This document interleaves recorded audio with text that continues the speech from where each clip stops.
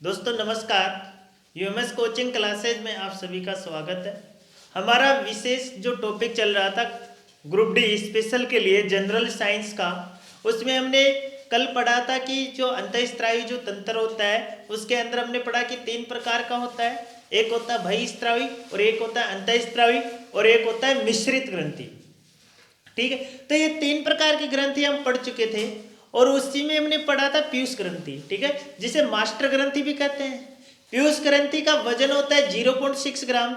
ठीक है, और उसी ये जो पीयूष ग्रंथि होती है हमारे मस्तिष्क की जो कपाल गुहा होती है, इसमें एक हड्डी होती है स्पेनोइड, और उसी स्पेनोइड के गड्ढे में क्या होती है, पीयूष ग्रंथि या मास्टर ग्रंथि स्थित होती है। और इस मास्टर ग्रंथि का जो नियंत्रित करता है हमारे शरीर में जितने भी अंतःस्रावी जो हार्मोन्स होंगे उनका नियंत्रण हमारे मस्तिष्क का एक भाग करता है हाइपोथैलेमस।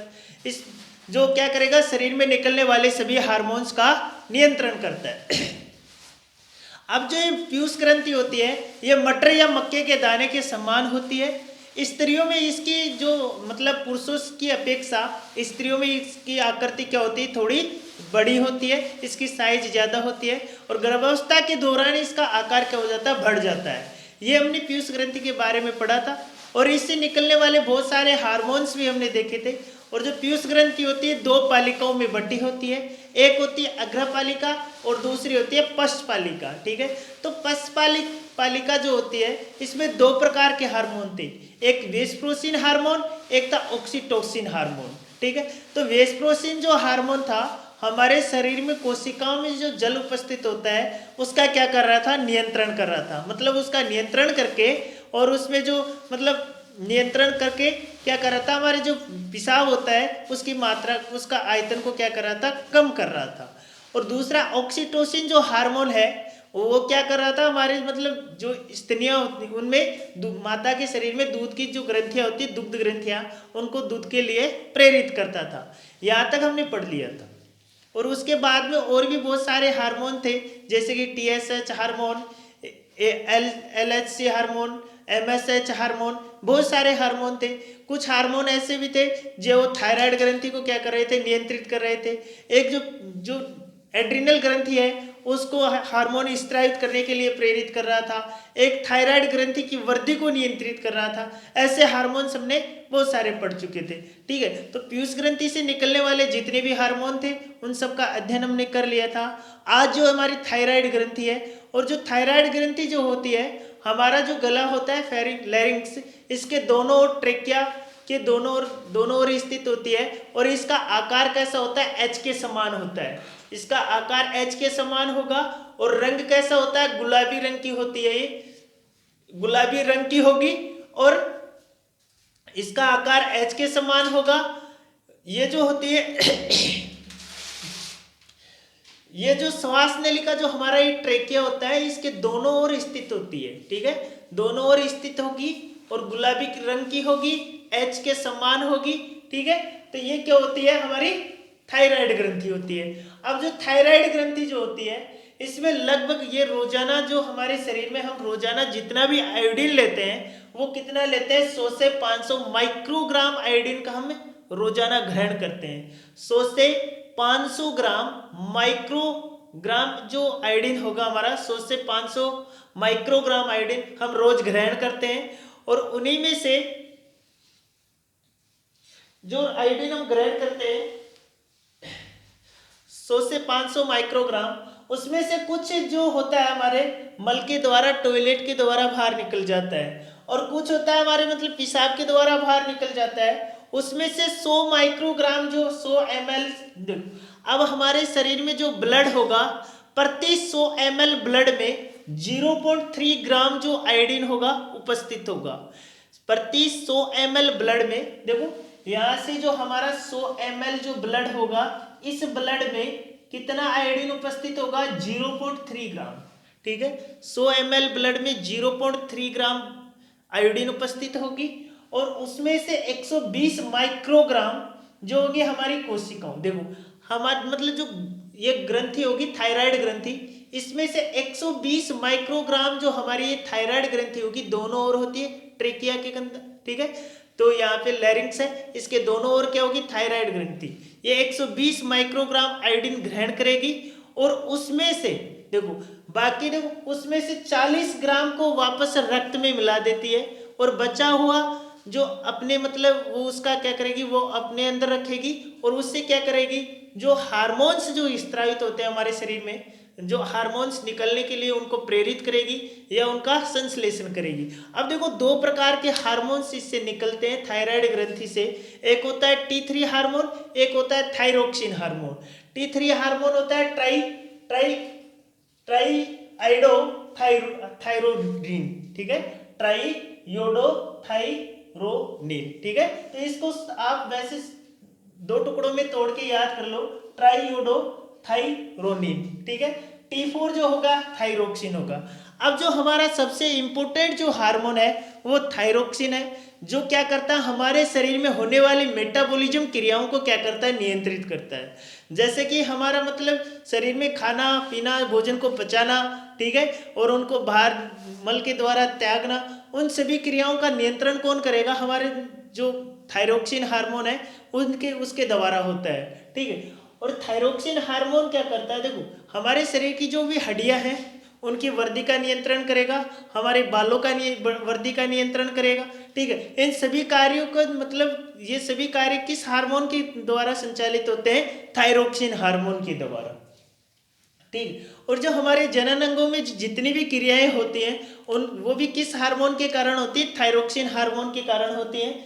और ये मास्टर ग्रंथि के साथ मिलकर देखो, अब जो मास्टर ग्रंथि किसे कहते हैं, जो पीयूष ग्रंथि है उसी के साथ मिलकर हमारे शरीर में जल का नियंत्रण करता है, कितना प्रतिशत जल हमें चाहिए और कितना प्रतिशत जल हमें बाहर छोड़ना है यूरिया के रूप में, ठीक है। तो उसका नियंत्रण कौन करेगा, थायराइड ग्रंथि करेगी। और किसके साथ मिलकर करती है, पीयूष ग्रंथि के साथ मिलकर के क्या करती है, पीयूष ग्रंथि व थायराइड ग्रंथि दोनों मिलकर हमारे शरीर में जल की मात्रा का क्या करती है, नियंत्रित करती है, ठीक है।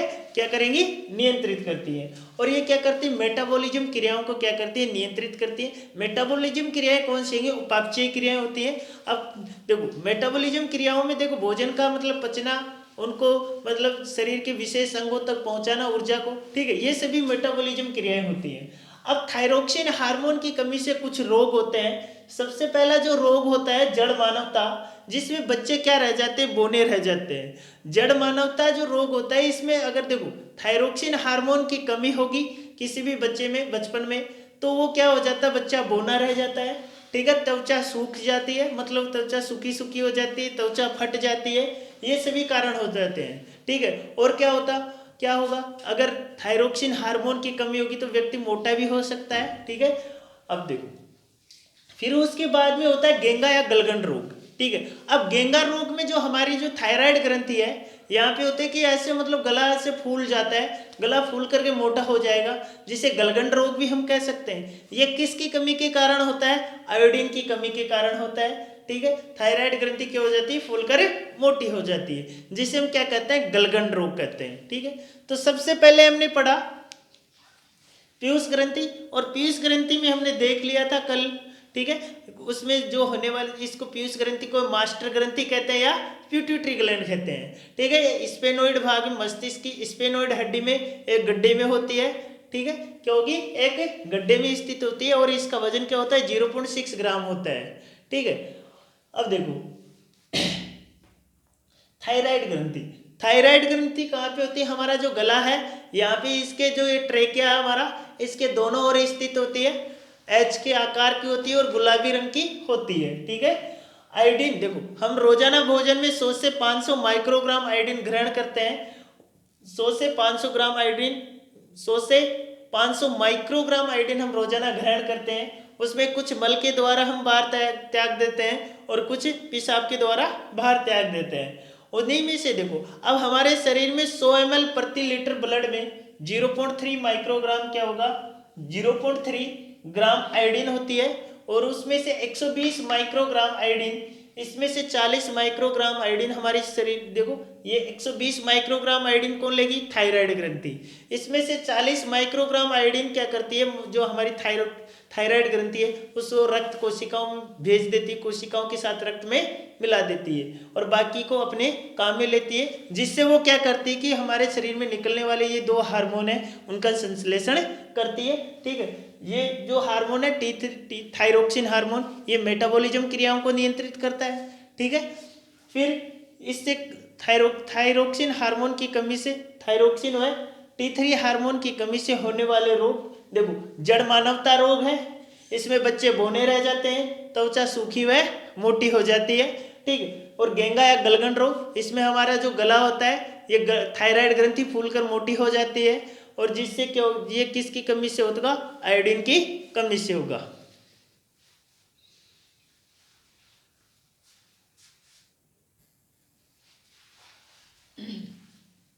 तो हम पढ़ रहे थे थायराइड ग्रंथि, और थायराइड ग्रंथि के बाद में हमारी एक पैराथायराइड ग्रंथि। अब जो पैराथाइड जो ग्रंथि है, देखो इसकी आकृति कैसी होती है, गोल होती है। पैराथायराइड ग्रंथि जो होती है उसकी आकृति कैसी होती है, गोल होती है। अब देखो पैराथायराइड ग्रंथि में मतलब ये जो थायराइड ग्रंथि होती है उसकी जो सतह होती है, मान लो ये कोई थायराइड ग्रंथि है और इस थायराइड ग्रंथि की ये सतह है, इसमें ऐसे गड्ढे होते हैं और उन गड्ढों में 4 मटर के दानों के समान ऐसे ये धसी होती है। पैराथायराइड जो ग्रंथि होगी वो थायराइड ग्रंथि की सतह पे क्या होती है, धसी होती है। अब देखो इसकी संख्या कितनी होती है, 4 भी हो सकती है, 4 भी हो सकती है। ये कभी कभी किसी रियल कंडीशन में क्या होती है, बढ़ जाती है, 2 से 6 हो जाती है। ठीक है, या 2 से 6 के लगभग भी इसकी संख्या हो सकती है या 4 भी हो सकती है। ये मटर के दाने के समान गोल गोल होती है और संख्याओं में कितने होते हैं, 4 होते हैं। ठीक है, जो पैराथायराइड जो ग्रंथि है ये मटर के दाने के समान संख्या में 4 होती है और ये कैसी होती है, जो थायराइड ग्रंथि की जो सतह होती है उसके अंदर धसी होती है। अब देखो धसी हुई 2 ग्रंथियां हैं, एक है मास्टर ग्रंथि या पीयूष ग्रंथि, वो हमारी जो कपाल गुहा है उसमें एक हड्डी होती है स्पेनोइड, वो उसके गड्ढे के अंदर क्या होती है, धसी होती है। वो कौन सी ग्रंथि है, मास्टर ग्रंथि या पीयूष ग्रंथि या पिट्यूटरी ग्लैंड। ठीक है, तो दूसरी जो धसी हुई जो ग्रंथि है वो कौन सी है, पैराथायराइड ग्रंथि। ठीक है, तो ये कैसी होती है, आकृति में गोल होती है और मटर के दाने के समान होती है। ठीक है, और ये कभी कभी इसकी संख्या कितनी हो जाती है, बढ़ के 6 भी हो जाती है। अब देखो जो पैराथायराइड जो ग्रंथि है, पैराथायराइड ग्रंथि, इससे एक हार्मोन स्त्रावित होता है, पैराथॉर्मोन हार्मोन। ठीक है, पैराथॉर्मोन हार्मोन क्या होता है, स्त्रावित होता है। अब इस पैराथॉर्मोन हार्मोन की खोज किसने की थी, एक कोलिप नाम का वैज्ञानिक था। सन 1925 में कोलिप ने इसकी खोज की थी। कब की थी, कोलिप ने सन 1925 में इसकी खोज की थी। अब देखो कोलिप ने, मतलब इसको कोलिप हार्मोन भी कहते हैं, कोलिप वैज्ञानिक ने इसकी खोज की तो इसको कोलिप हार्मोन कहते हैं। और इसमें 84 प्रकार के एमिनो अम्ल पाए जाते हैं, 84 प्रकार के एमिनो अम्लों की श्रृंखलाएं होती हैं। ठीक है, तो इसमें 84 प्रकार के एमिनो अम्लों की संख्याएं होंगी। देखो एक और हमने हार्मोन पढ़ा था, देखो वो कौन सा था, यकृत ग्रंथि। ठीक है, लीवर, उसमें कुछ कोशिकाएं थी जैसे कि अल्फा सेल्स, बीटा सेल्स। ठीक है, और उन्हीं में एक यकृत, देखो सॉरी, अग्नाशय ग्रंथि। अग्नाशय ग्रंथि कौन सी होती है, बहिस्त्रावी ग्रंथि। ठीक है, ये अंतःस्त्रावी होती है और बहिस्त्रावी। अंतःस्त्रावी में कुछ वो सेल्स थे, मतलब उनमें एक वो क्या कर रहे थे, लेगरहैंस की दीपिकाएं, उनसे क्या बन रहे थे, पॉलीपेप्टाइड श्रृंखलाएं बन रही थी। और वो क्या, उनसे कौन सी कोशिकाएं निकल रही थी, अल्फा कोशिका और बीटा कोशिका और डेल कोशिकाएं। ठीक है, तो वो मिश्रित ग्रंथि थी, उनसे कौन से हार्मोन निकल रहे थे, देखो वो क्या करती है, हार्मोन्स का स्त्रावण करते हैं। उसी प्रकार देखो वो पॉलीपेप्टाइड श्रृंखलाओं से मिलकर बनी होती है और ये किससे बनी होती है, एमिनो अम्लों से, एसिड। ठीक है, 84 प्रकार के क्या होते हैं, इसमें एमिनो अम्ल होते हैं। ठीक है, और उनमें क्या थी, पॉलीपेप्टाइड श्रृंखलाएं थी, किसकी, एमिनो अम्लों की। ठीक है, तो इसमें यहाँ पे जो कोलिप ने इस हार्मोन की खोज की, वो कितने प्रकार के एमिनो अम्लों से बना है, 84 प्रकार के एमिनो अम्लों से मिलकर के बना होता है। अब देखो ये पैराथॉर्मोन हार्मोन जो होता है हमारे ब्लड में कैसे काम करता है, इसमें होता है कैल्शियम और फास्फेट के आयन होते हैं। अब देखो ये पैराथॉर्मोन हार्मोन जो हमारे शरीर में जितना भी ब्लड बह रहा है उसमें कैल्शियम और फास्फेट की मात्रा वो नियंत्रित कौन करेगा? कोलिफ हार्मोन या पैराथॉर्मोन हार्मोन नियंत्रित करता है, ठीक है। और देखो, ये पैराथॉर्मोन हार्मोन हमारे शरीर की जो आंतरिक संरचना होती है, अखंडता, इसको बनाए रखता है, इसको विच्छिन्न बिंद नहीं होने देता है, इसमें कोई त्रुटि नहीं होने देता है। यही हार्मोन हमारे शरीर की जो बनावट है उसको नियंत्रित करता है, ठीक है। अब देखो, वयस्क जो मानव होता है, मतलब एक जवान 18 साल से ऊपर आदमी की उम्र हो जाती है, हम उसको क्या बोलते हैं? वयस्क बोलने लग जाते हैं। लगभग इसमें कैल्शियम की मात्रा जो होती है कितनी होती है? 1 किलोग्राम होती है। और उसमें से 99% जो कैल्शियम होती है वो हमारी जो हड्डियां होती है उनमें पाई जाती है। 99% हड्डियां में पाई जाएगी कैल्शियम, ठीक है, कैल्शियम, ठीक है। अब देखो, जो हमारी हड्डियां होती है वो प्योरी कैल्शियम से बनी होती है, कैल्शियम और फास्फेट से, ठीक है। तो पैराथॉर्मोन हार्मोन की कमी से जो हमारी पेशियां होती है, मांसपेशियां, वो क्या आ जाती है? उनमें अकड़न आ जाती है, ठीक है, ऐंठन आ जाती है। मतलब जिधर मुड़ोगे उधर ही क्या होने लगेगा? दर्द होने लगेगा, पूरा शरीर मतलब ऐसे टाइट टाइट हो जाएगा। उसे क्या कहते हैं? ऐंठन। देखो, सबसे पहले हमने पढ़ा पीयूष ग्रंथि, और पीयूष ग्रंथि के बाद में हमने थायराइड ग्रंथि पढ़ी, और थायराइड ग्रंथि के बाद में हमने पढ़ा पैराथायराइड ग्रंथि, ठीक है। तो पैराथायराइड ग्रंथि क्या होती है? थायराइड ग्रंथि की सतह में धसी होती है, और ये कैसे होती है? इसकी संख्याएं क्या होती है? 4 होती है, ठीक है। कभी कभी रियल कंडीशन में इसकी संख्या 2 से 6 भी हो जाती है, ठीक है। और ये थायराइड ग्रंथि के पृष्ठ पर क्या होती है? धसी होती है, ठीक है। इसके अंदर क्या होगी? थायराइड ग्रंथि की सतह होगी, और उसके अंदर क्या होगी? धसी होगी। अब इस पैराथायराइड ग्रंथि से एक हार्मोन निकलता है, पैराथॉर्मोन, ठीक है, स्त्रावित होता है, जिसे कोलिफ हार्मोन भी कहते हैं। कोलिफ नाम की वैज्ञानिक ने 1925 में इसकी स्थापना की, और इससे 84 प्रकार के एमिनो अम्ल स्त्रावित होते हैं, ठीक है। और इसमें जो ब्लड होता है हमारे शरीर में, ब्लड में जो नियंत्रण को, जो पैराथॉर्मोन हार्मोन है, कैल्शियम व फास्फेट का नियंत्रण कौन करेगा? नियंत्रण करने का कार्य कौन करेगा? पैराथॉर्मोन हार्मोन करेगा। और ये पैराथॉर्मोन हार्मोन ही हमारे शरीर की अखंडता को बनाए रखता है। वयस्क मनुष्य में लगभग 1 किलोग्राम कैल्शियम पाया जाता है, जो 99% इसका अंश हमारी हड्डियों में पाया जाएगा। और पैराथॉर्मोन हार्मोन की कमी से पेशियों में ऐंठन होती है, ठीक है। तो जय हिंद दोस्तों।